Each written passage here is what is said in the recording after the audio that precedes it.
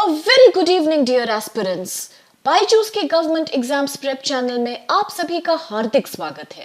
दोस्तों, इस वीडियो में हम चर्चा करेंगे डेली करंट अफेयर्स सेगमेंट के ऊपर, यानी कि कुछ ऐसे मुद्दे और ऐसी जरूरी खबरें जो आपकी आगामी गवर्नमेंट परीक्षाओं के दृष्टिकोण से बहुत ही महत्वपूर्ण हैं। सेशन के एंड में हम चर्चा करेंगे कुछ क्वेश्चंस के बारे में जो आज की सभी खबरों पे बेस्ड होंगे। आप जरूर कोशिश करके इन क्वेश्चंस को अटेम्प्ट कीजिएगा क्योंकि इससे आपको सभी एग्जाम्स में बहुत लाभ मिलेगा। चलिए दोस्तों, शुरू करते हैं 28 दिसंबर की दिनांक से जुड़े हमारे सभी इंपॉर्टेंट करंट अफेयर्स। और सबसे पहले हम डिस्कस करेंगे नेशनल अफेयर्स को, यानी कि राष्ट्रीय मामलों को। यहाँ पहली खबर हमारे पास कुछ इस प्रकार है कि भारत की पहली लिथियम रिफाइनरी स्थापित होने वाली है गुजरात स्टेट में। जी हाँ, भारत की first lithium refinery will be set up in Gujarat to process lithium ore to make battery grade material. Lithium को प्रोसेस किया जाएगा इस रिफाइनरी में, क्या बनाने के लिए? बैटरी ग्रेड मटेरियल बनाने के लिए, क्योंकि इस प्रकार की बैटरीज का एक्सटेंसिव इस्तेमाल होता है इलेक्ट्रॉनिक डिवाइसेस और इलेक्ट्रॉनिक वाहनों में। एक ऐसा क्षेत्र जिसमें भारत में डिमांड दिन पर दिन बढ़ती ही जा रही है। और Manikaran Power Limited, which is one of the country's largest power trading and renewable energy company, will be investing over rupees 1000 crore to set up this refinery। यानी कि एक मेजर इन्वेस्टमेंट मिलने वाला है इस रिफाइनरी को। अब अगर बात करी जाए कि लिथियम ओर को किस प्रकार से यहां लाया जाएगा, तो क्योंकि लिथियम एक बहुत रेयर एलिमेंट है, एक बहुत ज्यादा दुर्लभ तत्व है और भारत में ज्यादातर ये पाया नहीं जाता, तो इसलिए the company will be importing this lithium ore from Australia.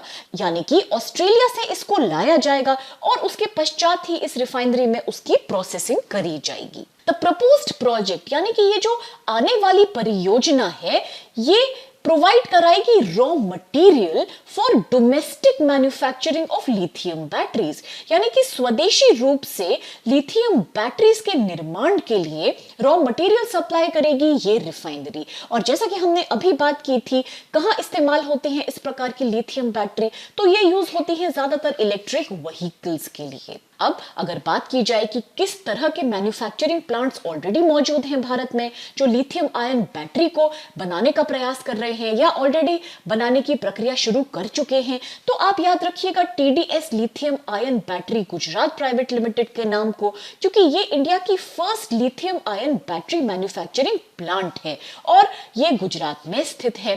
कब की गई थी इसकी शुरुआत? तो यहाँ 2017 वर्ष बहुत खास है, क्योंकि 2017 वर्ष में जब जापानीज प्रीमियर शिंजो एबे ने भारत का दौरा किया था, उस दौरान प्राइम मिनिस्टर श्री नरेंद्र मोदी और जापानीज प्रीमियर ने गुजरात का दौरा किया और वहां जाके इसका उद्घाटन किया। यानी कि TDS lithium ion battery Gujarat private limited का फाउंडेशन स्टोन रखा था। अब यहाँ ये जानना भी बहुत आवश्यक हो जाता है कि लिथियम आयन बैटरी आखिर क्या है और किस प्रकार से इसका उत्पादन भारत में मदद करेगा। तो आप याद रखिए कि लिथियम आयन बैटरी को ली आयन बैटरी भी कहा जाता है और ये एक तरह की रिचार्जेबल बैटरी होती है। दोस्तों, लिथियम आयन बैटरी आमतौर पे पोर्टेबल इलेक्ट्रॉनिक्स और इलेक्ट्रॉनिक वाहनों के लिए उपयोग की जाती है। क्योंकि भारत में ये एक रेयर एलिमेंट है, तो आप ये भी याद रखिए कि भारत लिथियम आयन के इंपोर्ट पर हेवीली डिपेंड करता है। जैसे कि India imports lithium from Argentina, Bolivia and Chile to meet its domestic demands, और ये सभी हो गए आपके साउथ अमेरिकन देश। लेकिन Indian manufacturers also source li ion batteries from China, Japan and South Korea. Apart from that, ये तो आप जानते ही हैं कि किस प्रकार से भारत में इलेक्ट्रॉनिक वाहनों की डिमांड लगातार बढ़ती जा रही है और 2018 और 19 में तो खास करके बहुत ही जंप मारा है इलेक्ट्रॉनिक व्हीकल्स की डोमेस्टिक डिमांड ने। ये भी आपने सुना होगा कि भारत में national electric mobility mission plan, यानी कि NEMMP, ये बहुत ही प्रसिद्ध हुआ है।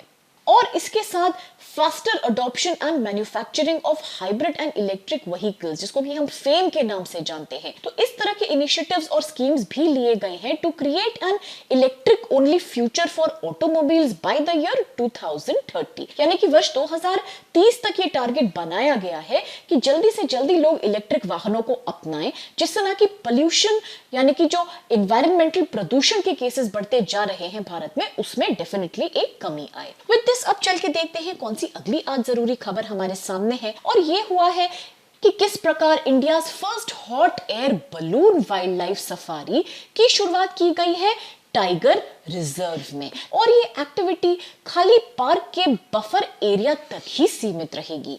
इसका लाभ क्या है कि लोग यानी कि पर्यटक जो यहाँ आते हैं जानवरों को, पशु पक्षियों को देखने, वो दूर से यानी कि एक ऊंचाई से, एक हाइट से जानवरों का 360 डिग्रीज व्यू भी ले पाएंगे, और इससे वहां के जानवरों को और प्राणियों को भी कोई खास इंटरफेरेंस महसूस नहीं होगा। यानी कि आप कह सकते हैं एक विन विन सिचुएशन बनेगी, जिससे ना कि सिर्फ टूरिज्म प्रमोट होगा बल्कि wild life will also not be disturbed.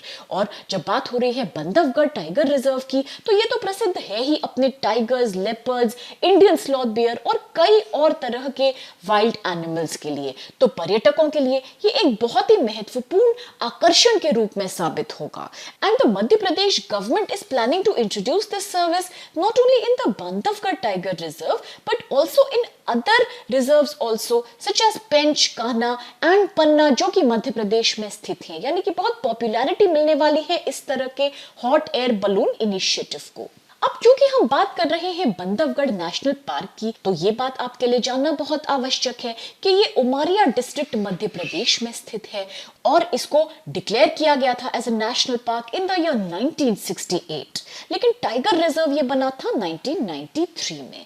और जब हम बात मध्य प्रदेश की कर रहे हैं, एक ऐसे राज्य की जिसकी राजधानी भोपाल है, भारत के बीचों बीच स्थित है, और आप ये भी याद रखिए कि भारत का सबसे बड़ा दूसरे नंबर पे आने वाला राज्य है ये, और अपने टूरिज्म प्लेसेस के लिए बहुत ही ज्यादा प्रसिद्ध है। अब चाहे खुजराहो मॉन्यूमेंट्स की आप बात कर लीजिए जो कि यूनेस्को वर्ल्ड हेरिटेज साइट का एक हिस्सा है, या भीमबेटका केव्स की बात कर लीजिए, या उज्जैन मंदिर की बात कर लीजिए, पंचमढ़ी की पहाड़ियों की बात करिए, या नर्मदा नदी के द्वारा बनाए गए धुआंधार वाटरफॉल्स की आप बात क्यों ना करें, मध्य प्रदेश अपनी कई विशेषताओं के लिए विश्व प्रसिद्ध है।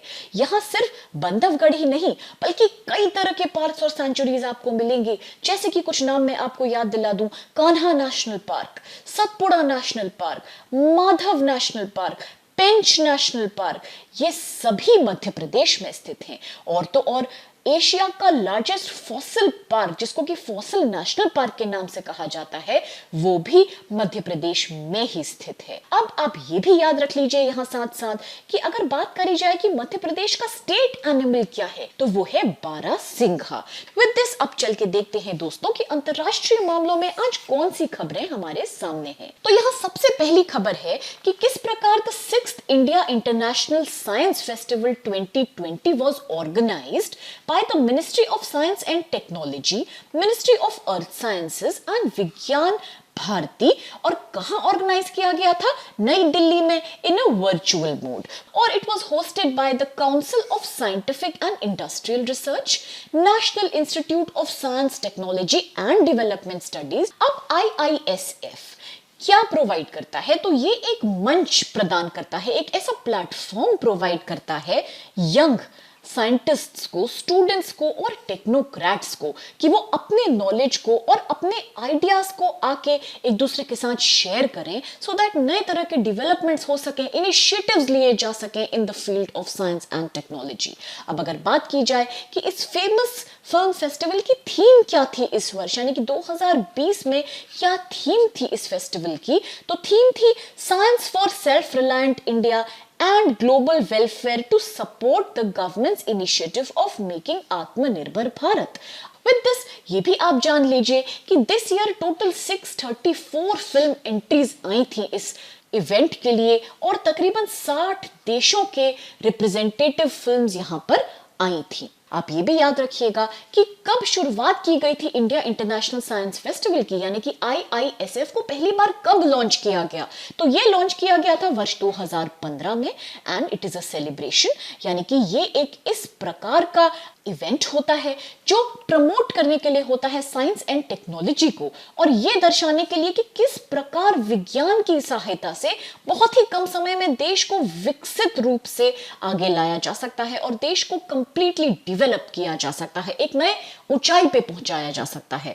अभी तक a total of 20 films have one the award in this particular event, और ये भी याद रखिए आपकी 6 फिल्मों ने अंतरराष्ट्रीय कैटेगरी में अवार्ड जीते और 14 फिल्मों ने राष्ट्रीय कैटेगरी में यहां अपना नाम रोशन किया। इसके पश्चात चल के देखते हैं अगला दूसरा कौन सा है हमारा अंतरराष्ट्रीय मामला। तो ये है कि किस प्रकार म्यांमार नेवी ने फॉर्मली इंडक्ट कर लिया है, यानी कि फॉर्मली स्वीकार कर लिया है किसको, INS सिंधु वीर को, जो कि भारत की एक सबमरीन है और जिसको कि भारत ने म्यांमार की नौसेना को सौंपा था अक्टूबर 2020 में। तो 25 दिसंबर के दिन, यानी कि ये एक ऐसा यादगार दिन बना जब फॉर्मली म्यांमार नेवी ने इस सबमरीन को अपनी नेवी में कंप्लीटली इंडक्ट कर लिया। और ये दिन इसलिए भी एक खास अवसर था because it was celebrating the 73rd anniversary of Myanmar navy. अब इसका नाम म्यांमार जाने के बाद INS सिंधु वीर से बन गया है UMS मिन्ये थेन खातू, ये इसका नाम है। और अब क्योंकि ये हिस्सा है म्यांमार नौसेना का, तो ये भी आप जान लीजिए कि ये किस प्रकार की सबमरीन है। तो फिर ये एक किलो क्लास सबमरीन है जिसका नाम रखा गया है एंशिएंट वॉरियर ऑफ म्यांमार के सम्मान में। अगर बात करी जाए कि ये पर्टिकुलर सबमरीन के क्या और आधुनिक और क्या और इंपॉर्टेंट फीचर्स है, तो it has a displacement of 3000 tons, a maximum diving depth of 300 meters and top speed of 20 knots. It is able to operate for 45 days और ये equipped है 40 kilometre range wire guided UGST torpedoes and it is fitted with 3M54 KLUB anti-ship cruise missiles. अब the handling of submarine is happening in the accordance with SAGAR, जिसका की full form है security and growth for all region in India. लेकिन बात अगर सागर की हो रही है तो यहाँ दोस्तों मैं आपको ये भी याद दिलाना चाहूंगी कि security and growth for all in the region SAGAR Bharat का एक पॉलिसी और डॉक्ट्रिन था। किस लिए था? समुद्र के क्षेत्र में सहयोग बढ़ाने के लिए, यानी कि मैरीटाइम कोऑपरेशन को बढ़ावा देने के लिए in the Indian Ocean region. इस पॉलिसी को पहली बार अनाउंस किया गया था प्रधानमंत्री श्री नरेंद्र मोदी जी के द्वारा, कब? मार्च 2015 में। तो ये एक बहुत महत्वपूर्ण फैक्ट है एग्जाम्स के दृष्टिकोण से, जिसको आप जरूर याद रखिएगा। क्योंकि हम बात कर रहे हैं म्यांमार और भारत की, तो ये तो आपको याद होगा ही कि किस प्रकार 2019 में, यानी कि पिछले ही वर्ष, India and Myanmar naval exercise हुई थी जिसका नाम था इमनेक्स 2019 और ये ऑर्गेनाइज हुई थी विशाखापट्टनम आंध्र प्रदेश में। तो ये छोटे बड़े फैक्ट्स हैं दोनों देशों के बीच उनसे संबंधित जो आप जरूर याद रखिए। और क्योंकि म्यांमार के बारे में चर्चा है तो हम ये भी आपको याद दिला दें कि कैपिटल है यहाँ की नेपिताओ, और अगर बात करी जाए प्रेसिडेंट की तो वो है विन मिंथ। और जब करेंसी की बात होती है तो ये तो आप जानते ही होंगे कि Burmese क्यात is the currency of this country Myanmar. With this अब चल के देखते हैं दोस्तों कौन सी खबरें हैं आज पुस्तक और पुरस्कार के क्षेत्र में, यानी कि बुक्स ऑन अवार्ड्स की फील्ड में कौन सी न्यूज आइटम्स आज हमारे पास हैं। और ये भी है एक बहुत ही ज्यादा क्रूशियल न्यूज, जब कैलाश सत्यार्थी, जी हाँ, भारत के प्रसिद्ध नोबेल पुरस्कार विजेता कैलाश सत्यार्थी ने अपनी नई किताब रिलीज करी है जिसका नाम है कोविड-19 सभ्यता का संकट और समाधान।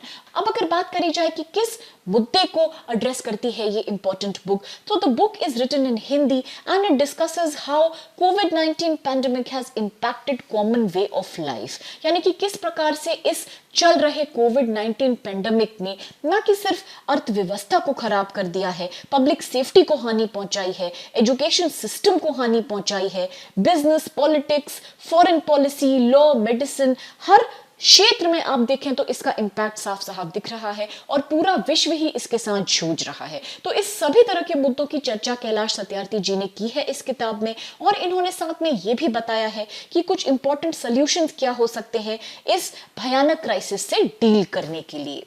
विद दिस, क्योंकि हम बात कर रहे हैं कैलाश सत्यार्थी जी के बारे में, तो ये मैं आपको याद अवश्य दिलाना चाहूंगी कि ये भारत के जाने माने सोशल रिफॉर्मर तो हैं ही, और इन्होंने कैंपेन किया है against child labour in India, यानी कि बाल शोषण और बाल श्रम के खिलाफ इन्होंने अपनी आवाज उठाई, और इन्होंने एडवोकेट किया है यूनिवर्सल राइट टू एजुकेशन, यानी कि शिक्षा के लिए सबका अधिकार, इसके ऊपर इन्होंने आवाज उठाई है। And he was the winner of 2014 Nobel Peace Prize, यानी कि नोबेल शांति पुरस्कार से सम्मानित हुए थे ये इन द ईयर 2014। लेकिन दोस्तों ये भी आप याद रखिए कि he was not the only one जिनको 2014 में नोबेल पीस प्राइज मिला। ये भी प्राप्तकर्ता थे, लेकिन इनके साथ एक और प्राप्तकर्ता थी जो थी पाकिस्तान की मशहूर मलाला यूसुफजई। और मलाला यूसुफजई की बात हो रही है तो ये तो आपको याद होगा कि she is a very young Pakistani activist जिन्होंने फीमेल एजुकेशन के क्षेत्र में अपनी आवाज उठाई थी। और यही नहीं, 2014 में she became the youngest recipient of the Nobel Prize award. तो ये भी आप याद रखिएगा कि she was the youngest recipient of Nobel Prize. इसके साथ ये भी मैं आपको बता दूं कि कैलाश सत्यार्थी जी के द्वारा लिखी गई कुछ और भी बहुत महत्वपूर्ण किताबें हैं जो आपसे एग्जाम में कभी ना कभी पूछी जा सकती हैं। तो इनका नाम भी आप एक बार याद रखिए कि ये है every child matters, will for children, बदलाव के बोल और because words matter. With this अब चल के देखते हैं कि आज बैंकिंग और वित्त संबंधी समाचार कौन से हैं। CIL यानी कि coal India limited, it is preparing 3 specific purpose vehicles यानी कि SPVs for an about 45,500 crore integrated solar wafer manufacturing capacity. इसके अलावा ₹38,000 crore green field aluminium project के लिए और 23,400 करोड़ एल्यूमिनियम स्मेल्टिंग यूनिट बनाने के लिए नाल्को की सहायता से SPVs को क्रिएट किया गया है इस उद्देश्य के साथ कि इक्वल पार्टिसिपेशन होगा प्राइवेट इन्वेस्टर्स का भी इस क्षेत्र में, and because of that expertise and efficiency will also increase, और कॉर्पोरेट एंटिटीज को न्योता जाएगा ऑल अक्रॉस द ग्लोब से इन तीनों परियोजनाओं में इन्वेस्ट करने के लिए। अब ये भी आप याद रखिए कि बिसाइड्स डाइवर्सिफिकेशन, यानी कि डाइवर्सिफिकेशन तो हो ही रहा है, लेकिन डाइवर्सिफिकेशन के साथ साथ coal India is also expanding its existing projects, यानी कि जो प्रोजेक्ट्स अभी भी चल रहे हैं, जो मौजूदा इसकी परियोजनाएं हैं, इनका भी विस्तार किया जाएगा, क्योंकि देश की कोल डिमांड पूरा करना कोई छोटा काम नहीं है, and that is why to meet up these demands the projects will also be increased. अब चूंकि चर्चा कोल इंडिया लिमिटेड की हो रही है तो ये भी मैं आपको याद दिलाना चाहूंगी कि जैसा कि आप इसका सिंबल अपनी आंखों के सामने यहां देख सकते हैं, तो इसके साथ आप ये भी याद रखिएगा दोस्तों कि it was founded in the year 1975 and it is an Indian public sector coal mining and refining company. और इसके हेडक्वार्टर्स कहां स्थित हैं, यानी कि मुख्यालय कहां स्थित है कोल इंडिया लिमिटेड का, तो ये है कलकत्ता में स्थित। जी हाँ, वेस्ट बंगाल की राजधानी कोलकाता में स्थित है इसका मुख्यालय। इस प्रकार के सवाल भी एग्जाम में पूछे जा सकते हैं। और ये भी मैं आपको बता दूं कि it is the largest coal producing company in the world, यानी कि विश्व की सबसे बड़ी कोयला उत्पादन कंपनी है ये। और भारत के संदर्भ में अगर मैं आपको बताऊं तो 82% of total coal production in India is contributed by the Coal India limited.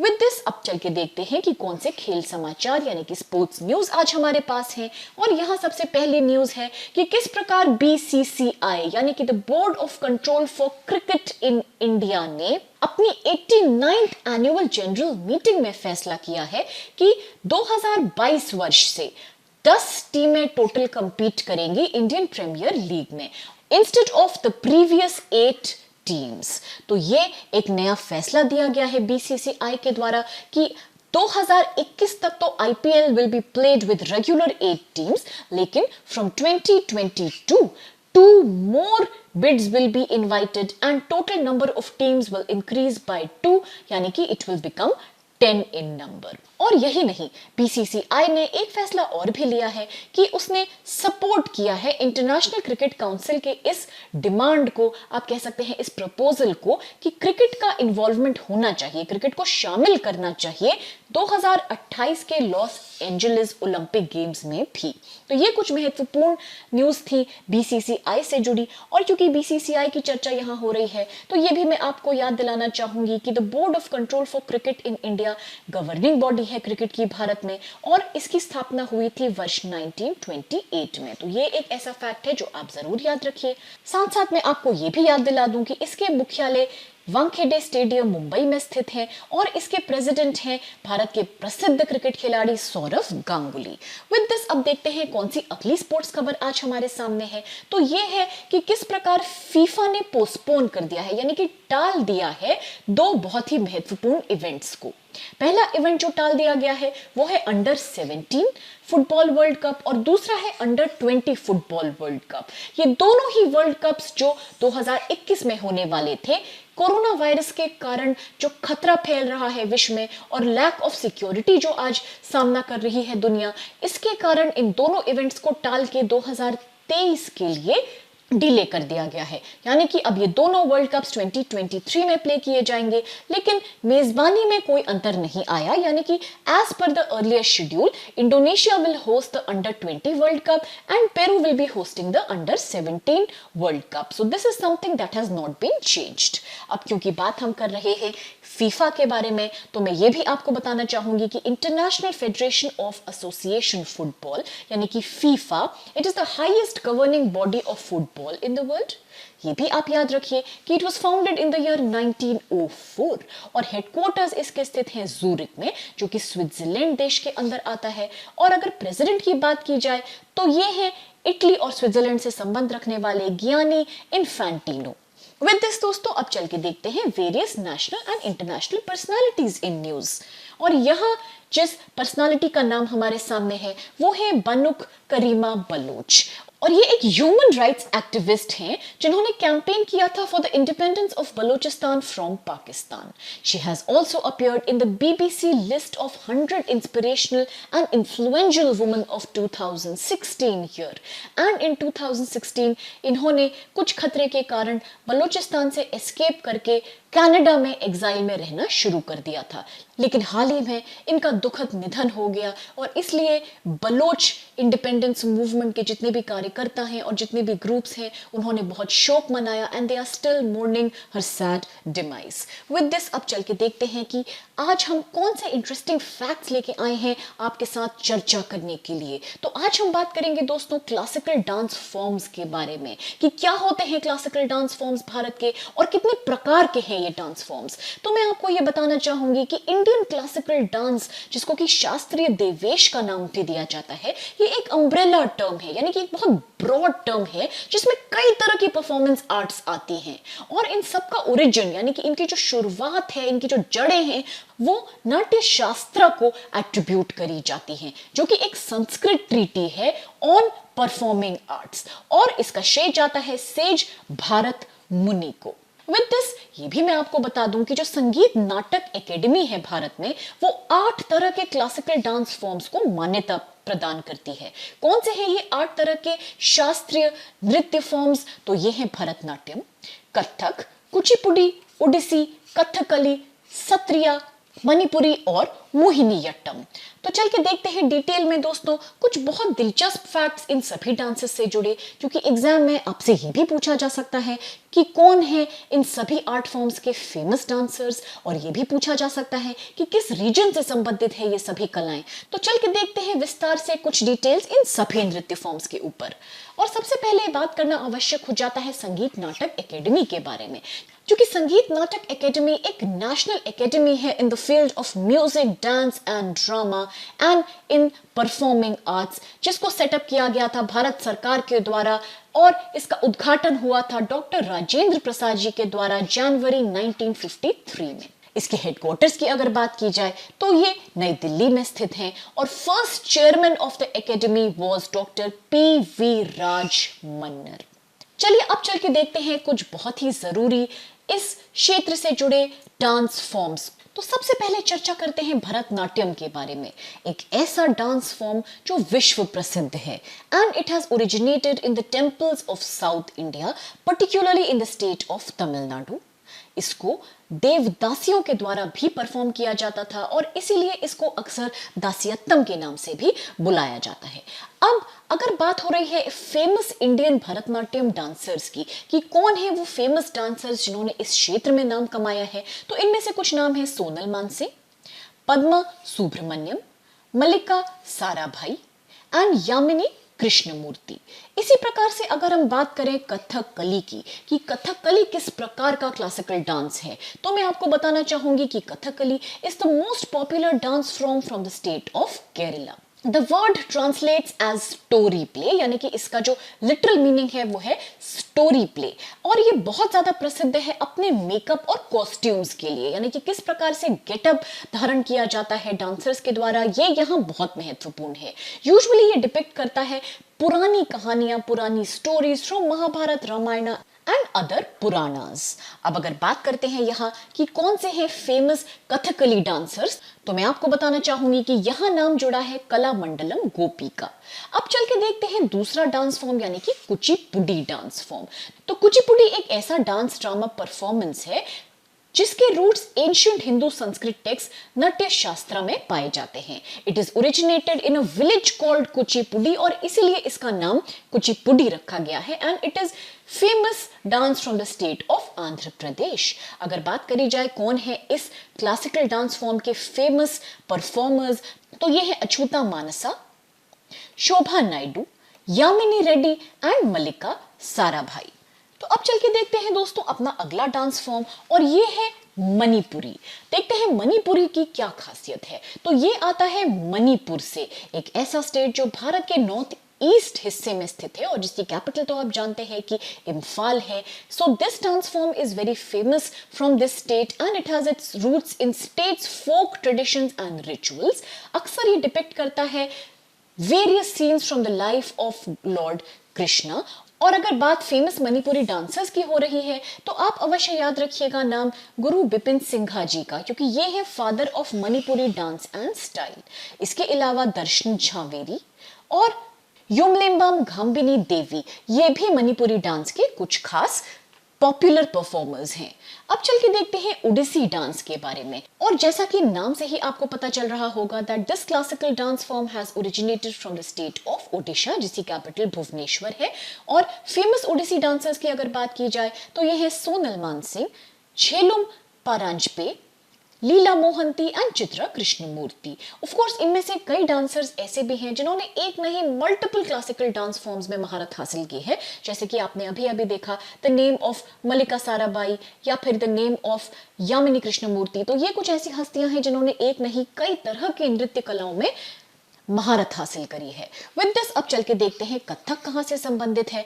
तो कथक का जो अर्थ होता है वो है कथा, यानी कि it has been derived from the word katha जिसका मतलब है स्टोरी, यानी कि कोई कहानी। तो जो कथक नृत्य करते हैं वो स्टोरी टेलिंग के फॉर्म में अपनी आर्ट को परफॉर्म करते हैं और ये लोग स्टोरीज नरेट करते हैं largely based on episodes from famous epics and myths and various legends. अगर देखा जाए कि कौन से फेमस इंडियन कथक डांसर्स हैं तो आपने पंडित बिरजू महाराज का नाम सुना होगा, सितारा देवी का नाम सुना होगा, शंभू महाराज भी बहुत प्रसिद्ध हैं और दमयंती जोशी ने भी बहुत नाम कमाया है कथक के क्षेत्र में। विद दिस अब देखते हैं मोहिनीअट्टम कहाँ का नृत्य है। तो it gets its name from Mohini जो कि फेमिनिन फॉर्म है लॉर्ड विष्णु का एंड इसका मतलब होता है डांस ऑफ मोहिनी, यानी कि मोहिनी का नृत्य। इसका ओरिजिनेशन हुआ था केरला राज्य में, जिसके बारे में आपने अभी अभी देखा था कि किस प्रकार कथकली भी केरला से है, तो वैसे ही मोहिनीअट्टम भी केरला से ही संबंधित है, भारत का सदर्न मोस्ट स्टेट। और फेमस डांसर्स कौन है इस प्रसिद्ध नृत्य कला के, तो ये है सुनंदा नायर, जयाप्रभा मेनन, पल्लवी कृष्णन, गोपिका वर्मा। इसी प्रकार चल के देखते हैं सत्रिया नृत्य के बारे में। तो ये एक ऐसा डांस ड्रामा परफॉर्मेंस है जिसके ओरिजिन्स हैं वैष्णविज्म मॉनेस्ट्री ऑफ असम में, यानी कि असम राज्य से संबंधित है ये डांस फॉर्म। और फेमस सत्रिया डांसर्स की अगर बात की जाए तो ये है रिंजू मोनी साइका, जतिन गोस्वामी और गुरु रामकृष्णा तालुकदार। तो आज इन सभी इंपॉर्टेंट फैक्ट्स और इतने सारे करंट अफेयर्स के बाद अब चल के देखते हैं दोस्तों कौन से क्वेश्चंस आज हमारे पास हैं इन सभी जरूरी फैक्ट्स पे बेस्ड। तो पहला क्वेश्चन यहां है कि in which state will India's first lithium refinery be set up. Bharat की पहली लिथियम रिफाइनरी किस राज्य में स्थापित करी जाएगी? ऑप्शंस है ए हरियाणा, बी गुजरात, सी महाराष्ट्र या फिर डी कर्नाटक। नेक्स्ट क्वेश्चन है when was the first edition of IISF यानी कि India international science festival held? किस वर्ष पहली बार फर्स्ट एडिशन ऑफ IISF आयोजित किया गया था? ऑप्शंस आपके पास हैं ए 2014, बी 2016, सी 2015 या फिर डी 2018।